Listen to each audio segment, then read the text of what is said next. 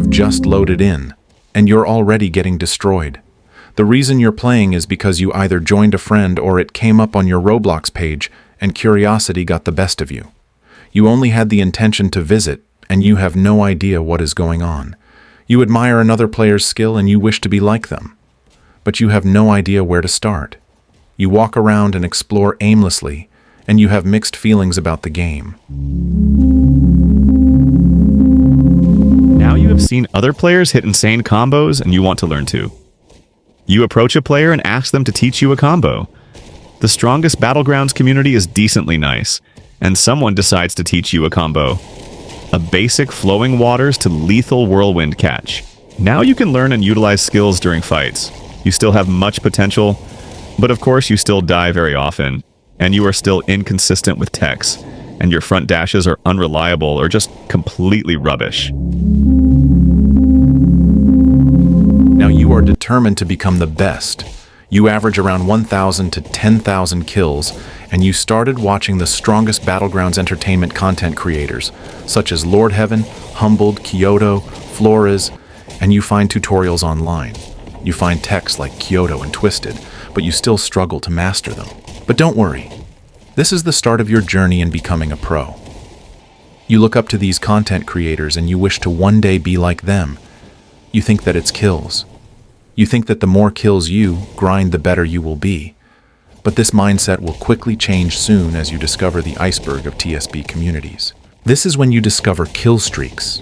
You see someone gold and glowing with a crown above their head. You have never seen it before. You realize the number above their head is their kill streak. This is where most people get their first kill streak and soon discover the consequences of doing so. You have just found the TSB ranked mode. You go into duels and you fight other players ranging from noobs all the way to pros. You win about 50% of your fights and you have a 70% success rate at flashy tech such as Kyoto and Twisted. You are still unaware or unable to do tech such as the loop dash or advanced techs. You now have better game sense and understand most things about the game. You average about 40 rank in 1v1s. You are now above average. You now know how to utilize side dashes, but not very consistently. Your front dashes are now consistent. You are capable of curving them to bypass opponents. Blocking. Your own blocking is still inconsistent. You can block most front dashes, but you still struggle to block against pros that use side dashing. You are mostly aware of which moves can and can't be blocked. Sometimes in duels you feel slower or laggier. You still don't understand why, but you will learn as you progress. This is the wannabe pro era. You went from watching and admiring your favorite content creators to wanting to become them. You change your avatar to someone like Humbled, Lord Heaven, or Flores. You currently have 10,000 kills, and you think you're good? You go beat up noobs and beginners to feed your ego just to get humbled by a random pro once in a while. You listen to Sigma Funk Mango music while playing. You now are very toxic and cannot accept a loss. When you lose to someone, you make excuses such as lag, then you switch to Sonic or Guru and target them over and over until you kill them, just to be toxic after. This is around the time you join your first clan. Not an official clan, but a clan made by your friends just for fun or to be cool. When you're getting teamed on, you call your friends or clan members to help you fight. These clans are easy to spot as they often have the same first 3 letters in their display name. Some people often see this as corny, but you do what you find fun.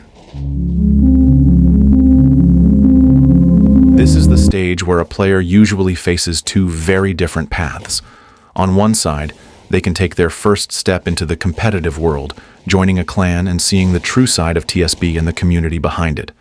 On the other side, they can choose the solo grind, pushing endlessly for leaderboard spots and recognition.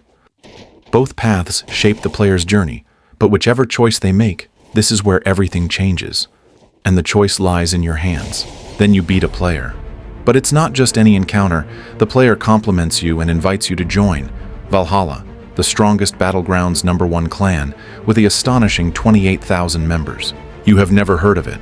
And a clan so big, this is all new to you, and you immediately accept not knowing what is to come. This is where things get complicated, so I will explain the best I can. First is stages. This is how people are ranked according to skill. The stages range from 5 all the way to 0, with stage 5 being the worst and stage 0 being the best, although it is important to notice that only a few people obtain stage 0, such as Boomy and Whitecat, infamous players within the community. Within each of these stages there are sub-stages, low, mid, and high. These are to determine your skill within those stages, with low being the worst and high being the best. These terms are often combined to make a full rank. For example, stage 2 mid or stage 1 low. There is also another sub-level for low, high, and mid being weak, strong, and stable. These determine your status within low or mid or high, often combined as stage 2 mid weak or stage 4 high strong. Hey kid, want to see something cool? What is it?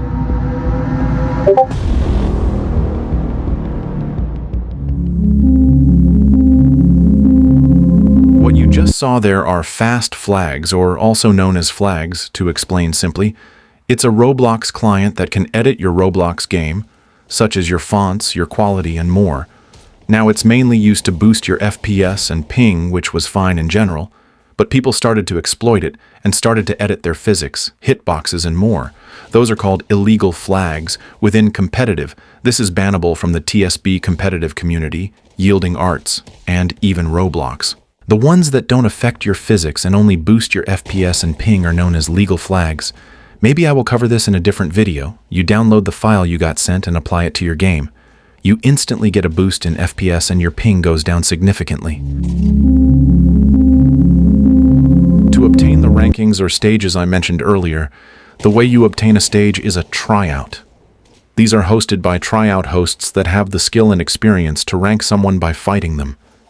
These are often done by fighting the host up to 2 rounds. The clip that is displayed is a tryout within the number 1 clan Valhalla. This is your first tryout. You are nervous and scared of what rank you will get. Now there are many places you can get tryouts, and some places for specific regions and devices such as Oceania, Asia, Europe, and North America. There are also mobile hubs and console hubs displayed above. Now would be the time to explain server regions and why in duels or public servers your ping feels higher than normal. In Roblox, servers are split by regions. If you play on a server in your own region such as Europe, your ping stays low. But if you join a server far away, your ping gets higher because it takes longer for your actions to reach that server. That delay can be the difference between landing a hit or losing a fight. After the tryout, you get ranked too low. A pretty decent rank when first joining competitive and sets you as a above-average TSB player, but within competitive, a below-average player. You are just playing in a server and you notice a really good player. You see someone do techs that you have never seen before. They look really difficult and flashy. You think to yourself, if I knew how to do those, I would be unstoppable. You go up to the player and ask them to teach you. They happily accept and they decide to teach you combo extenders. Combo extenders are techs that extend your combo. You might be thinking, well, no shit, Kytrix, that's the name. They are also known as M1 extenders, and they allow you to do 3 M1s and another 3 M1s after.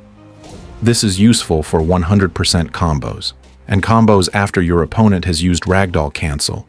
The player teaches you things like the uppercut, dash, and twisted, simple Saitama, and Garu combo extenders. This is the other path. Instead of joining a clan and becoming competitive, you chose the other option. To grind kills. You strive for the TSB leaderboards. You learn how to use Genos, and you grind every day to even night just for kills. You have around 20,000 to 40,000 kills. Your main method of getting kills is kill stealing. You wait for other players to get low on HP, and then that's when you steal the kill. These type of players are hated by the servers. It is important to notice that having a title does not mean you're good, and the amount of kills you have does not make you good. You are around a wolf-level threat, or a tiger-level threat. You also might only play TSB for the duels mode. You enjoy playing 2v2s with strangers or your friends, or 1v1s. Since you play so often, you have made it to the TSB Duels leaderboard, which grants you titles which can be used along kill titles. This is the end of the non-competitive journey of blood, sweat, and tears. You have achieved the S rank in TSB and you have around 50,000 to 100,000 kills. You have made it onto the monthly leaderboard, and your arrival floods chats with amazement. New players look up to you in the same path you went in. A lot of competitive players do also grind kills and get titles, but usually it's one or the other. This marks the end of the TSB journey. The times you had before that spanned across a year or more is what you refer to as the good OG days of TSB. Now you have accomplished everything. Whether you like the TSB competitive community or not, it will always be a part of TSB. All links will be in the description, and I thank everyone that helped in this video. This video took a lot of effort and time, so please drop a subscribe button and get us at least 10 likes so I can grow my channel as I only have 5K subs.